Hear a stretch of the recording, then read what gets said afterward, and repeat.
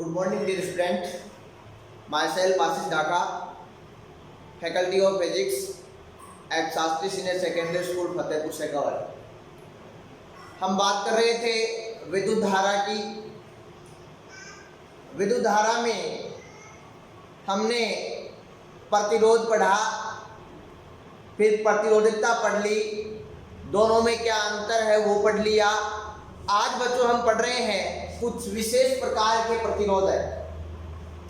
आपके सिलेबस में विशेष प्रकार के प्रतिरोधक में एक ही टॉपिक दिया गया है, कार्बन प्रतिरोध। कार्बन प्रतिरोध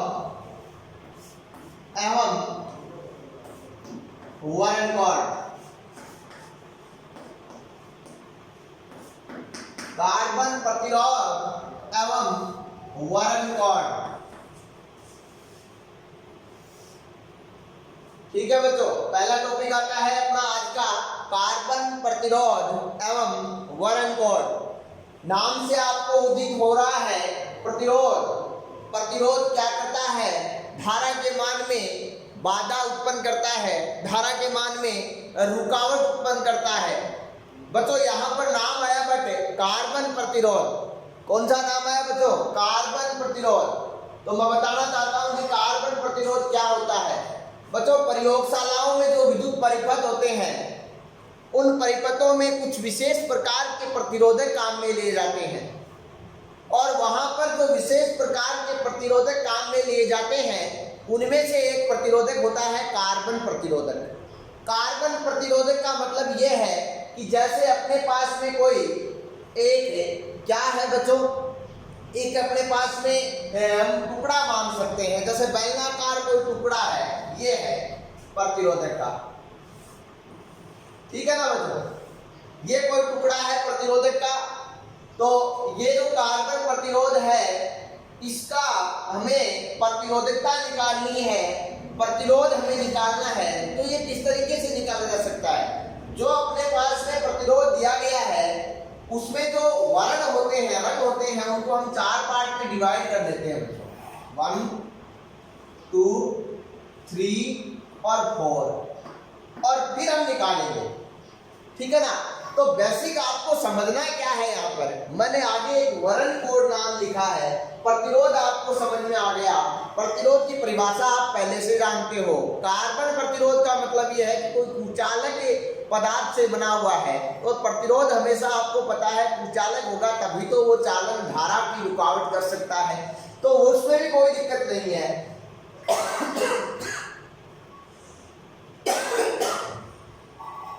अगली बात है, यूज कहाँ था? प्रयोगशालाओं में था। लेकिन इसके बाद में एक वर्ड आता है वर्णकोड। क्या आता है बच्चों? वर्णकोड। अपना समझने का जो सबसे अच्छा तरीका है कि अपन निकालना क्या चाहते हैं, अपन प्रतिरोध निकालना चाहते हैं, प्रतिरोधकता निकालना चाहते हैं। तो अपन को चाहिए क्या? यहाँ पर वर्णकोड। वर्णकोड मैंने कहा ना बच्चों कि ये जो अपने पास में क्या है, कार्बन की पट्टिका है, इसको हम क्या करते हैं, चार पार्ट में डिवाइड कर लेते हैं। कितने पार्ट में डिवाइड कर लेते हैं?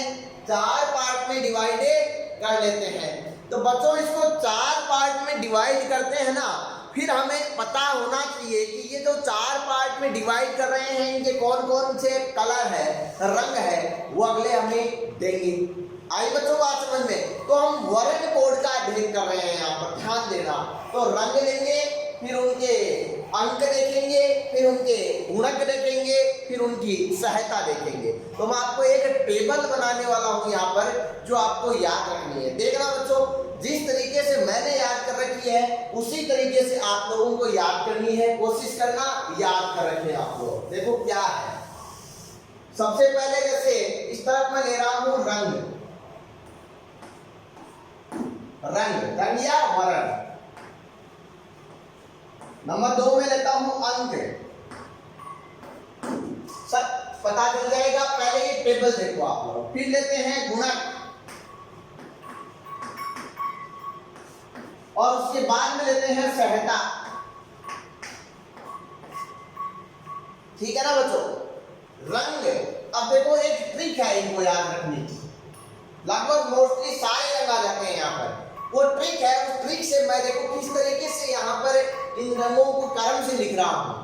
ट्रिक है बच्चों, B B B B, Roy, B B रोय, ग्रेट भारत, बी बी रोय great Bharat, very good white, very good white, wearing wearing golden golden silver necklace, wearing golden silver necklace. मतलब ये सेंटेंस के रूप में हम सबको याद रख सकते हैं। देखो कितने कलर रख दिए, बी बी रोय great Bharat, very good white, wearing, एक ये यहाँ पर भी नहीं लिख रहे हैं हम, वियरिंग गोल्डन सिल्वर नेकलेस। अब मैं लिख रहा हूं, देखो किस तरीके से, क्या ट्रिक बताइए आपको। बी बी, ये है यहां तक रोय, कितनों की, इन तीन से रोय, ऐसा लिख लेना, रोय। फिर आता है ग्रेट। अब देखो ग्रेट वैसे ब्रिटेन के नाम में है, लेकिन हम ब्रिटेन को ग्रेट क्यों बनाए भैया, हम तो भारत को ग्रेट नहीं। Great Bharat, very good white, very good white, और वियरिंग गोल्डन सिल्वर नेकलेस। मतलब देखो बीबी रॉय बोल रहा है कि ग्रेट भारत, बीबी रॉय कह रहा है कि भारत महान है, वाइट पत्नी बहुत अच्छी है जो क्या करती है, सोने और चांदी का हार पहनती है। इस तरीके से भी याद कर सकते हो। अगर ये याद हो गए यहाँ तक तो हम आगे बढ़ते हैं। देखो कौन से का क्या मतलब है। सबसे पहले आता है बी। इस बी का मतलब होता है ब्राउन। क्या होता है, ब्राउन। ब्राउन का मतलब आप मीनिंग क्या जानते हो, भूरा, भूरा। फिर आता है बी, इसका मतलब होता है ब्लैक। ब्लैक का मतलब होता है काला। फिर आता है आर, यहां इसका मतलब होता है रेड, और रेड आप जानते हो क्या होता है, लाल। इसके बाद में आता है ओ। ओ का मतलब है ऑरेंज। ऑरेंज का मीनिंग जानते हो, नारंगी। फिर आता है वाई। वाई का मतलब है येलो। येलो आप जानते हो, पीला। देखो सारे कलर, 5 कलर आ गए ना, इसी प्रकार से सारे कलर आ जाएंगे इस ट्रिक से। फिर आता है जी। जी यहां पर है ग्रीन। ग्रीन का मतलब हरा। फिर आता है बी। अब देखो दो तो आ गए पहले ही, ब्राउन आ गया, ब्लैक आ गया, ये ब्लू रहा। ब्लू का मतलब ये क्या है, नीला। फिर आता है वी, ये वॉयलेट। वॉयलेट का मतलब बैंगनी, बैंगनी। फिर आया जी, तो ग्रीन आ गया, तो ये ग्रे। ग्रे का मतलब धूसर, धूसर। और कभी कभार इसमें सीधा ग्रे भी दिया रहता है, तो ग्रे भी लिख लेना। फिर आता है डब्लू। डब्लू का मतलब व्हाइट। व्हाइट मतलब सफेद, सफेद। फिर आता है गोल्डन। गोल्डन का मतलब सोना, सोना। फिर आता है सिल्वर, एस। सिल्वर का मतलब चांदी। और लास्ट में है वर्णहीन, मतलब इसका कोई कलर नहीं है। तो बच्चों ये अपन ने इस ट्रिक से सारे कलर यहाँ पर लिख लिए। अब ये तो जब याद करनी ही पड़ेगी, ठीक है। अब लेते हैं इनके अंक। अंक स्टार्ट कर दो बच्चों 0 से। 0, फिर 1, फिर 2, फिर 3, फिर 4, फिर 5, फिर 6, फिर 7, फिर 8 और 9। 9 के बाद में अंक होते ही नहीं है, अंक तो 0 से लेके 9 तक ही होते हैं, इतना ही होते हैं। चलो दे दिए, हो गया। आगे वाले के कोई अंक नहीं है, तो सारे अंक 9 तक मिल गए। फिर आते हैं गुणक। गुणक में आते हैं 10 की घात 0, 10 की घात 1, 10 की घात 2, 10 की घात 3। मतलब ये जो अंक है इनको घात के ऊपर लगा दो। 10 की घात 4, 10 की घात 5, 10 की घात 6, 10 की घात 7, 10 की घात 8 और 10 की घात 9। आई ना समझ में? अब इनका निकाला जाए तो इनका कितना आएगा? 10 की घात -1, -2, -1, 10 की घात -1, 10 की घात -2, 10 की घात -1। अब बात करते हैं सहायता। इनकी कोई सहायता नहीं ली जाती है, सहायता नीचे वालों की इनकी ली जाती है, सोना, चांदी और वर्ण। सोने की सहायता होती है 5%, चांदी की होती है 10% और वर्णहीन की होती है 20%। ये है बच्चों कार्बन वर्ण कोड की टेबल, जो आपको ध्यान रखनी है। इस टेबल से 1 नंबर का क्वेश्चन मेन एग्जाम में 100% पूछा जाता है। अगर ये टेबल ध्यान में है तो क्वेश्चन किसी भी तरीके का आ जाए, आप आसानी से क्वेश्चन सॉल्व कर सकते हैं। आई बच्चों बात समझ में? अब देखो क्वेश्चन लेके चलते हैं। सहायता वाले कॉलम को हम थोड़ा सा इधर बना देते हैं, फिर इधर ही क्वेश्चन लेते हैं ना। देखना, सहायता को यहाँ लिख दिया, ये 5% सहायता, ये 10% सहायता और ये 20%। क्वेश्चन कैसे आता है समझने की बात ये कि क्वेश्चन आता कैसे है। ये सहायता को शो कर रहा है। जैसे क्वेश्चन आया, क्वेश्चन आएगा निम्न प्रतिरोधक का प्रतिरोध ज्ञात कीजिए। ये क्वेश्चन आ गया, इस प्रकार से दिया हुआ है, ठीक है ना। क्वेश्चन है निम्न प्रतिरोधक का प्रतिरोध ज्ञात कीजिए। ये कलर दिए हुए हैं,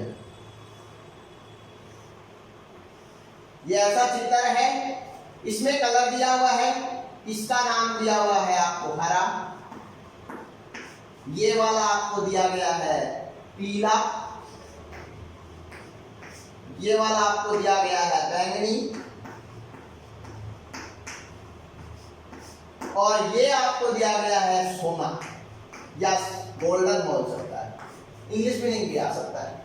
ये दिया हुआ है और पूछ लिया क्या? प्रतिरोध पूछ लिया है। तो बच्चों निकालेंगे कैसे? देखना, प्रतिरोध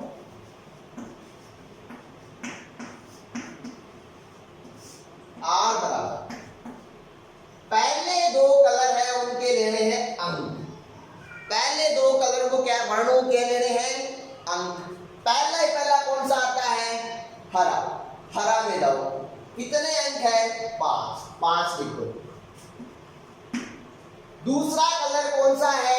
पीला। पीले में जाओ, कितने हैं? 4, 4 लिख दो। पहले 2 के क्या लेने बताया मैंने? अंक ले लिए ना, गुणा का चिन्ह लगाओ। तीसरा जो दिया गया है उसका क्या लेना है? गुणक। क्या है तीसरा? बैंगनी। बैंगनी कितने गुणक? 10 की घात 7। फिर लगाना प्लस माइनस। क्या लगाना? Plus minus. अब देखो प्लस माइनस लगाने के बाद में क्या है? चौथा सोना। इसकी सहायता लेनी, कितनी सहायता? 5%। अब बताओ बच्चों, टेबल पूरी याद होने पे ही हो सकता है ना काम, मात्रा क्या होता है इसका? ओम। आइए समझ में, टेबल अगर पूरी याद है तो आप कर सकते हो, क्योंकि इसमें अंक भी काम आए, इसमें गुणक भी काम आए और इसमें सहता भी काम आई। आए कि नहीं है? सारी चीजें काम आ रही है, तो सभी चीजें ध्यान में रहनी चाहिए। आई समझ में? तो ये एक तरीके का क्वेश्चन तो बनता है ये। दूसरा क्वेश्चन आता है ये, दिया हुआ रहता है कि r बराबर है 2 3 क्रॉस 10⁶ प्लस माइनस 10% ओम। ध्यान रखना है यहाँ पर ये प्रतिरोध भी दे सकता है, प्रतिरोधकता भी दे सकता है, उससे कोई फर्क नहीं पड़ने वाला है, ठीक है ना। तो देखो यहाँ ये देने के बाद में क्या पूछता है, निम्न प्रतिरोध के वर्ण लिखिए। कलर लिखने हैं तो सब कलम से लिखने पड़ते हैं। कैसे लिखेंगे बच्चों? दो तय करेंगे। दो क्या है? अंक। दो अंक किसका होता है? लाल का। तो पहला क्या है? लाल। पहला क्या है? लाल। फिर क्या आता है? तीन। तीन भी क्या है? अंक। वो किसका है? नारंगी। तो क्या आ गया?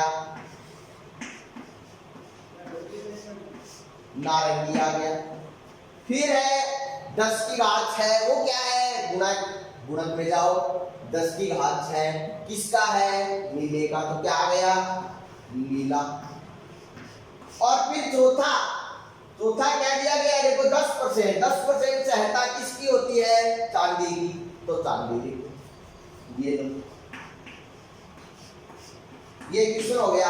तो एक तो क्वेश्चन बनता है इस तरीके का, एक बनता है इस तरीके का। एग्जाम में क्वेश्चन आते हैं जैसे हर बार क्वेश्चन पूछा जाता है, एक साल ये आ गया, दूसरे साल ये आ गया, है ना। तो क्वेश्चन जरूर इनसे पूछा जाता है। तो ये दो तरीके के क्वेश्चन यहाँ पर बनते हैं। दोनों मैंने आपको बताए, ये मैंने आपको ट्रिक बताई। रंग वर्ण ध्यान में रखने, अंक इनके ध्यान में रखने, गुणक सहता इनके ध्यान में। अगर इस प्रतिरोध की अगर प्रतिरोधकता पूछी जाए तो अपन क्या करते हैं? यहाँ पर अगर प्रतिरोधकता पूछता तो अपन कैसे निकालते? रो और ओम इंटू मीटर। ये आई क्या समझ में? यहाँ पर अगर प्रतिरोधकता दी हुई रहती तो कैसे करते? रो ओम इंटू मीटर लगा देते मात्रा। ठीक है ना बच्चों? इस बात का स्पेशली ध्यान रखना है। चाहे प्रतिरोधक पूछे चाहे प्रतिरोधकता पूछे, आपको इसी तरीके से निकालनी। इन क्वेश्चनों में कोई दूसरा क्वेश्चन नहीं डाला हुआ रहता है। सबसे अच्छी बात तो ये है कि ये क्वेश्चन है, इसके अंदर कोई दूसरा क्वेश्चन इंक्लूड कर दिया है। नहीं, ऐसा नहीं होता है। कभी कभार ऐसा होता है, तब यही होता है कि क्वेश्चन में दिया रहता है कि अपने पास में 2 ओम प्रतिरोध और ये इतनी प्रतिरोधकता। अगर इसकी लंबाई को चेंज कर दिया जाए तो बताइए कि प्रतिरोधक और प्रतिरोधकता दोनों परिवर्तित होंगे या एक परिवर्तित होगा या कोई भी नहीं होगा।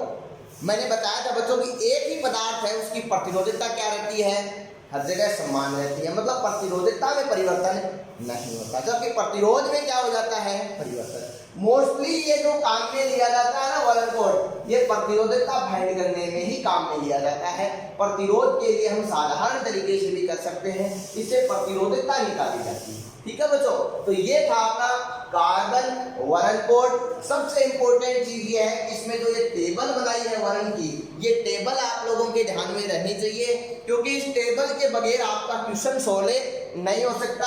अब मैं आपको 2-3 क्वेश्चन यहाँ पर डाल रहा हूँ, वो क्वेश्चन आपको अपने होमवर्क के रूप में करने हैं। ठीक है ना?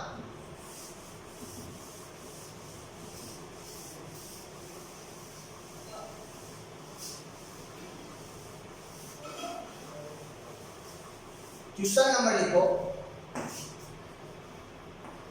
निम्न प्रतिरोधक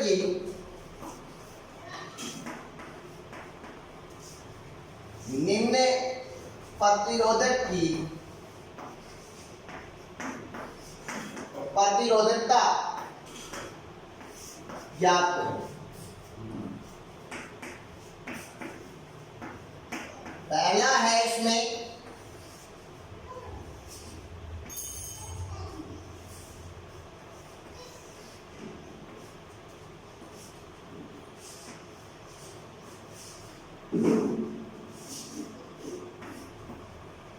ब्राउन सॉरी ब्लैक,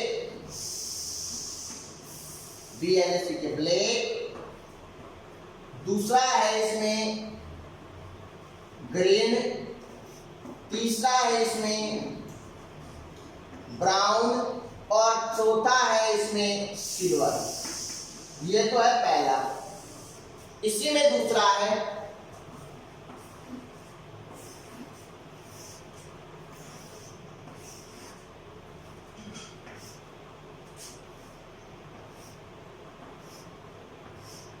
इसमें पहला है लाल,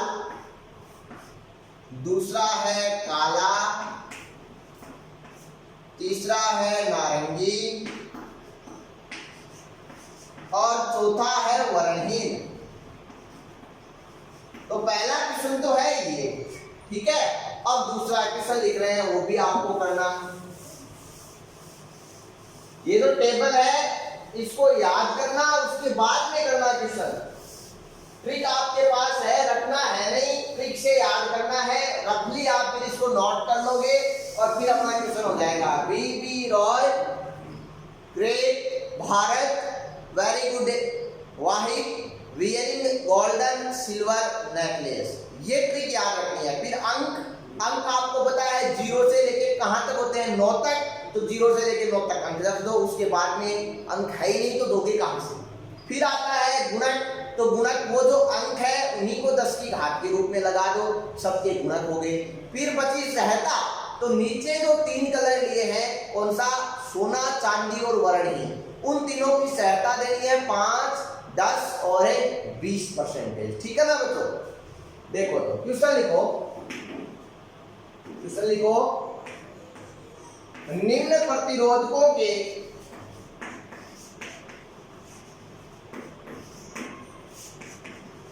वर्ण कोड क्रम से लिखिए।